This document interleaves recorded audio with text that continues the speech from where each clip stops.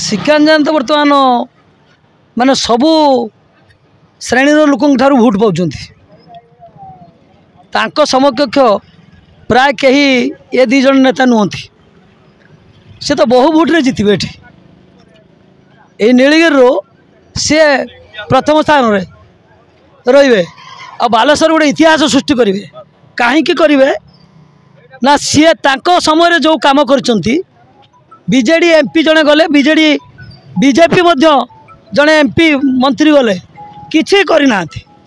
तेणु सर्वदलीय भाव लोक चाहते भोट देवाई सबू दल भोट चाहते एमपी कैंडिडेट श्रीकांत जेना को ही भोट देवे आउ कार की देवे तेणु श्रीकांत जेना बहु भोट रे जीतबे श्रीकांत जेना गोटे कथा हूँ सी आज आपणकर medical college AIIMS CIPET stadium overbridge बहुत काम गाँ गंडारे कर बहुत बड़ बड़ काम कर तेणु तांकु कहीं भूली पारना सबू वर्गर श्रेणी लोक तरफ से भोट पाँच तेणु सब बहु भोट रे से जीतबे एथर हाथ श्रीकांत जेना जड़े इंडिया लेवल लीडर सी तांकर बालेश्वर मागिबाठू अधिका काम से बालेश्वर देते आगामी दिन में जो एम्स हॉस्पिटल परिपूर्ण 350 विशिष्ट शज्या को पूरण करने से भी हाँ मारी आउ नीलगिरी अंचल बालेश्वर अंचल अनेक खेल प्रोत्साहन कार्यक्रम स्टाडियम सब या प्रोजेक्ट सी कहते आपण मैंने बालेश्वर आहरी अधिक अधिक उन्नत देखिए और पुणी दिल्ली आपण द्वारस्थ हो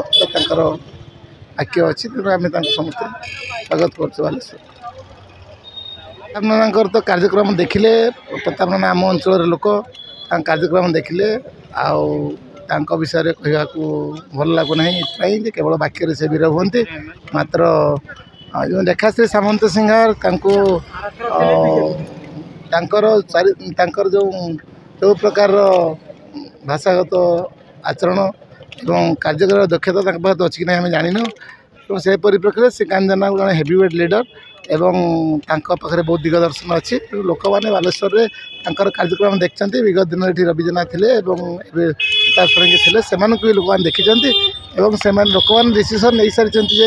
एथर सांसद भाव में बालेश्वर क्या पठेबे दिल्ली।